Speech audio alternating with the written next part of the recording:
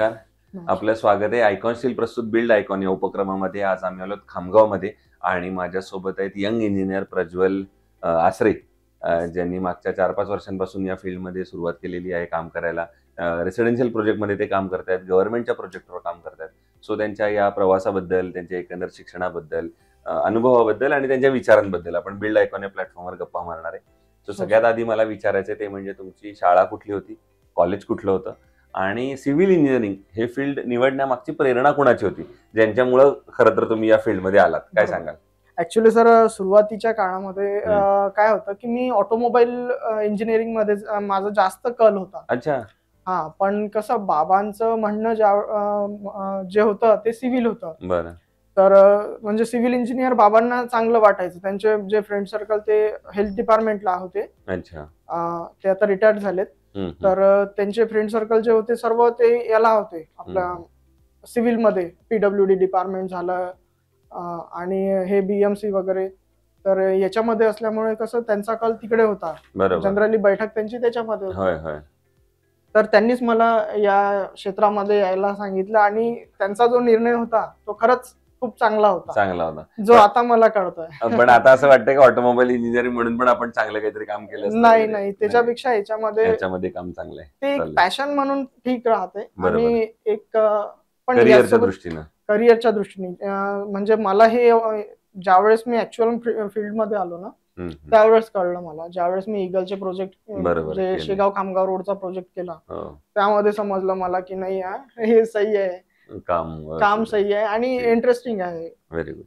So आता civil इंजिनिअरिंगच्या related काही प्रश्नांकडे येऊया. त्यातला पहिला प्रश्न असा आहे की हे क्षेत्र जसं तुम्ही मागच्या 4-5 वर्षांपासून बघत आहे, स्वतः यंग आहे, त्यामुळे तुम्ही टेक्नॉलॉजीशी फार फॅमिलियर आहात. तर ही टेक्नॉलॉजी कशी आता मदत होते तुम्हाला या फील्डमध्ये काम करताना?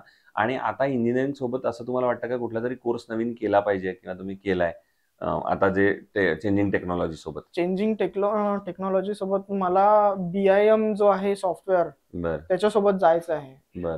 ते आता जनरली चालू आहे सध्या, पण अजून काही केलं नाहीये. आता लवकरच करायचं चालू आहे, माझं बोलणं चालू आहे जे हे शिकवण्यासाठी. आणि टेक्नॉलॉजीची मदत कशी होते डे टू डे कामामध्ये? खूप मदत होते. म्हणजे बराचसा टायमिंग वाचतो. जसं आपण आतापर्यंत जे अगोदरच्या काळात ते ड्राफ्ट वगैरे घ्यायचो, ड्राफ्टनी पूर्ण काढायचो, तर आता कॅडवर फटफट रेडी होऊन जाते. बरोबर. आणि हवे ते चेंजेस आपण करू शकतो लवकरच. आणि 3D ची सुविधा असल्याने 3D असल्याने तर मग काही प्रश्नच नाही आहे सर. 3D चा आपण म्हणजे ती एक खूप चांगली टेक्नॉलॉजी आहे 3D मध्ये जे देतोय आपण. त्यामध्ये कसं म्हणजे पूर्ण बिल्डिंग स्ट्रक्चर कसं दिसेल, काय दिसेल त्याच्यामध्ये, ते एक बेनिफिट राहते जे लोकांना पण कळते. ते कलरिंग वगैरे जे काय राहतात. बरोबर. दुसरं, या फील्डमध्ये आता तुम्ही काम करताय तर ह्याच्यात अनस्किल्ड लेबरचं पर्सेंटेज फार मोठं आहे. तर त्या अनस्किल्ड लेबर कडून काम करून घेणं हे कितपत धोकादायक आहे असं तुम्हाला वाटतं? तुम्ही कसं डील करताय सगळ्या सिच्युएशन? या सिच्युएशन मध्ये सर खरं पाहता तर खूप चॅलेंजिंग सिच्युएशन राहतात सर ह्या. बरोबर. कारण त्यांची मेंटॅलिटी त्या लेवलची नसते. त्यांना फक्त काम करायचं असते, कामही नसते करायचं त्यांना, फक्त त्यांच्या जो पर डे असते त्याच्याशी मतलब असते. बरोबर. बस सरळ त्यांना काम. पण कसं असते, आता जसं ठेकेदार जो आम्ही नेमतो, त्या ठेकेदारलाच एवढे स्किल असतात, त्यांचे चांगले एक्सपिरियन्स असतात, त्याच्यामुळे ते एक्सपिरियन्स ठेकेदार ते सर्व गोष्टी हँडल करून घेतात. म्हणून आमचा ताण तो जो काय आहे तो म्हणजे नाहीसाच झालेला आहे जवळपास. एखाद्या वेळेस होते काही अपवादात्मक वेळेस, तर तेवढं चालून तेवढं चालतंच. दुसरं, रेसिडेन्शियल मध्ये आता तुम्ही काम करताय तर बऱ्याचदा तुम्हाला एक वाक्य ऐकायला मिळालं असेल, ते म्हणजे माझं बजेट थोडं कमी आहे आणि एवढ्याच बजेटमध्ये बसवा. तर हे बजेट आणि क्वालिटी या दोन्हीचा समतोल कसा तुम्ही साधता?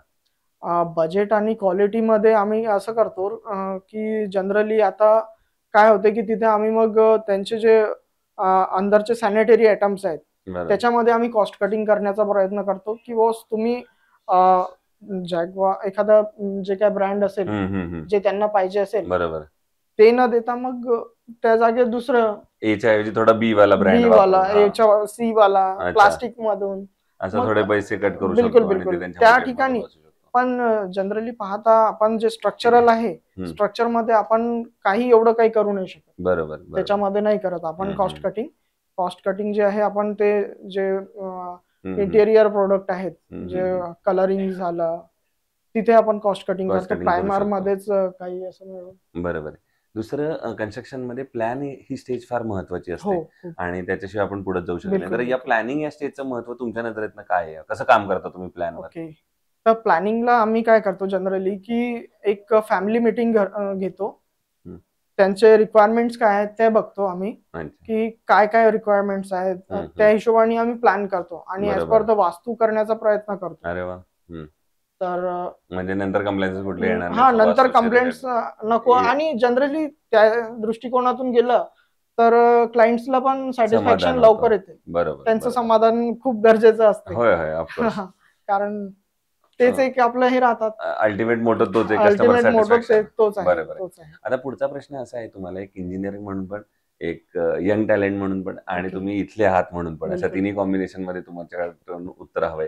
ते म्हणजे या बुलढाणा जिल्ह्याचा जर एक विकासाचं विजन असं जर डोळ्यासमोर आणलं तर कुठले मुद्दे तुमच्या डोळ्यासमोर येतात? म्हणजे कुठल्या मुद्द्यांवर आता काम केलं गेलं पाहिजे जर बुलढाणा जिल्ह्याला आपण एक प्रगत जिल्हा म्हणून आपल्याला पुढे आणायचं असेल, एक डेव्हलप्ड डिस्ट्रिक्ट म्हणून पुढे आणायचं असेल, तर ह्या सेक्टरवर काम करणं जास्त गरजेचं आहे. असे तुम्हाला कुठले सेक्टर दिसतात आता सध्या? याच्यामध्ये आपण लँड डेव्हलपमेंटचा एक विषय घेऊ शकतो. बरोबर. जे कॉलनीज आहेत ते त्याच्यावर वर्किंग चालू पण आहे गव्हर्नमेंटचे, ज्याच्यामध्ये ते कॉलनीज मधले ग्राउंड डेव्हलप करतायत, रोड, नाल्या, सिवेज वगैरे जे काय आहेत त्याच्यावर डेव्हलपमेंट जे चालू आहे ना, स्ट्रीट लाईट झाले, त्याच्यानंतर ट्री प्लांटेशन हा एक महत्वाचा मुद्दा आहे, तो एक बेस्ट आहे. अच्छा, ट्री प्लांटेशन. आणि आम्ही सुद्धा तेच गोष्टी फॉलो करतोय जेणेकरून की व्यवस्थित होईल. बरोबर. आणि शासन कशा प्रकारे मदत करू शकतं या सगळ्या तुमच्या विजन मध्ये? शासन म्हणजे शासनाने मदत म्हणजे असं केलेलं आहे की रूल्सच बनवून ठेवलेले आहेत. बरोबर. बीपीएमएस वाल्यांचे रूल जे शासन आहे, जनरली आम्ही जे लेआउट्स वगैरे प्लॅन करतो, लेआउट्स टाकतो, तर त्याच्यामध्ये तोच सीन राहते की एक प्लेग्राऊंड असावं, त्याच्यामध्ये सर्व ते टॉयज वगैरे जे काय राहतात ते राहतात. त्याच्यानंतर गार्डन, ट्री प्लांटेशन, ह्या गोष्टी, स्ट्रीट्स वगैरे, स्ट्रीट लाईट्स, ह्या गोष्टी, त्यांनी कसं डेव्हलपमेंट छान वाटते. बरोबर. व्यवस्थित. तेच एक मुद्दा आहे. आणि घरांचा विषय झाला रेसिडेन्शियल, ते प्रत्येक जण त्यांच्या परिस्थितीनुसार ते बनवतात. बरोबर. तर ते सर्वांचे घर ते सुंदरच असतात, ते कसे काय असे ना, प्रत्येक घरे सुंदरच असते. बरोबर. दुसरं, तुम्ही शासकीय संस्था किंवा स्थानिक स्वराज्य संस्थांचे पण प्रकल्प केलेले, तर ते साधारणपणे कशा प्रकारचे होते? गव्हर्नमेंट प्रोजेक्ट कशा प्रकारचे होते? अच्छा, त्यांच्यामध्ये आम्ही म्हणजे बेसिक लेवलला केलेले आहेत. स्लॅब ड्रेन प्रोजेक्ट्स आहेत, रोड कन्स्ट्रक्शन मध्ये समजा खडीकरण आहे, अशा प्रकारचेच केलेले आहेत मोठ्या लेवल पर्यंत. तर अजूनपर्यंत अनुभव आहेत असे केलेले आहेत, तर पण स्वतःमध्ये नाही केलेले नाही. स्वतः नाही केले. दुसरं, या फील्ड मध्ये आता जे तुमचे ज्युनियर्स येत आहेत, मित्र येत आहेत, तर त्यांना एक सिनियर म्हणून काय सल्ला द्याल मित्रत्वाच्या नात्यानं? अच्छा, त्यांना तर असं म्हणेल की एकदम छान आहे. आणि उलट त्यांच्यासाठी अगोदरपेक्षा म्हणजे ज्या आताचं जे हे आहे एज्युकेशन एकदम छान आहे. एआय जनरेशन येत आहे. बरोबर. खूप चांगलं, फास्ट, खूप स्कोप आहे. आणि त्याच्यामध्ये वर्किंग स्किल्स वगैरे खूप जास्त, आपल्याला हेडॅक वगैरे नाहीये. तुम्ही कमांड्स टाईप करा, ओके, विषय होऊन जाईल. बरोबर. क्या बात आहे. सो दुसरं असं आहे की प्रत्येक कन्स्ट्रक्शन मध्ये स्टील हा अतिशय महत्वाचा घटक असतो. तर स्टील निवडताना तुम्ही काय पॅरामीटर्स बघता आणि मग ठरवता की हे स्टील आपण वापरलं पाहिजे? आम्ही फ्लेक्झिबिलिटी बघतो सर, डक्टाईल किती आहे, डक्टिलिटी किती आहे त्याची, त्या गोष्टी बघतो.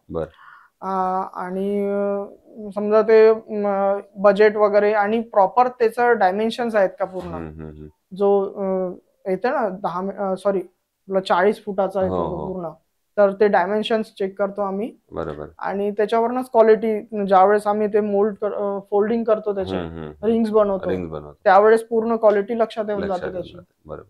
तुम्ही आयकॉन स्टील याच्या पूर्वी कधी वापरले का? आणि तुमचा अनुभव कसा होता, प्रॉडक्ट आणि सर्व्हिस म्हणून दोन्ही सुद्धा? प्रॉडक्ट आणि सर्व्हिस म्हणून छान होता, उत्तम क्वालिटी होती. आणि बजेट मध्ये होता प्रत्येक याच्यामध्ये, आणि व्यवस्थित होता सर्व क्वालिटी. प्रॉपर त्याचे जे डायमेन्शन्स आहेत जे आम्ही अच्छा. गेज वाईज पहिले प्रॅक्टिकली घ्यायचो, हो आता नाही, आता आता नाही. विषयच नाही येतो. कळलं. कारण जे एजन्सीज आहेत तेच बरोबर. एकदम छान आम्हाला प्रत्येक गोष्टीमध्ये हेल्प करते. देतात. प्रत्येक गोष्टी जे काय आमच्या अडचणी असल्या त्या लगेच सॉल्ट आउट करतात. बरोबर. तर त्याच्यामुळे काही असा विषयच नाही. सो हे होते यंग इंजिनियर प्रज्वल आसरे आणि त्यांनी अतिशय मनमोकळेपणाने दिलखुलासपणे गप्पा तर मारल्याच, त्याबरोबर त्यांचा एक्सपिरियन्स शेअर केला. आणि अर्थात जे आता ज्युनियर्स हे बघत असतील तर त्यांनाही सांगितलं की या फील्डमध्ये खूप स्कोप आहे. तुम्ही या, फक्त बेसिक नॉलेज घ्या, थोडंसं प्रॅक्टिकल अनुभव घ्या आणि प्रॅक्टिकल तुम्ही खूप गरजेचं आहे. महत्वाचं आहे आणि तुम्ही या फील्डमध्ये अपॉर्च्युनिटीज कारण ज्या वेळेस आपण एज्युकेशन घेत असतो, बरोबर, प्रॅक्टिकल कडे बघत नाही आपण आणि एज्युकेशनच्या दृष्टीने नाही बघत. थेरॉटिकल अँगल थेरॉटिकल अँगल असते आणि त्यावेळेस असा पॉइंट ऑफ व्ह्यूच नसते की आपण एक काहीतरी करायचं. बरोबर. ज्यावेळेस ऍक्च्युअल फील्ड मध्ये येतो आपण, तेव्हा ते पूर्ण वेगळं असतं. त्यावेळेस खूप चॅलेंजिंग प्रोजेक्ट, डील्स, चॅलेंजिंग लोकांचे मेंटॅलिटी, सर्व गोष्टी एकदम वेगळंच असतं. छान बरोबर. वाटतं. सो येणाऱ्या भविष्यात सुद्धा असेच आयकॉनिक प्रोजेक्ट तुमच्या हातून बिलकुल. घडावेत याच धन्यवाद. आयकॉन स्टील कडून मनपूर्वक शुभेच्छा. धन्यवाद. Thank you very much. थँक्यू.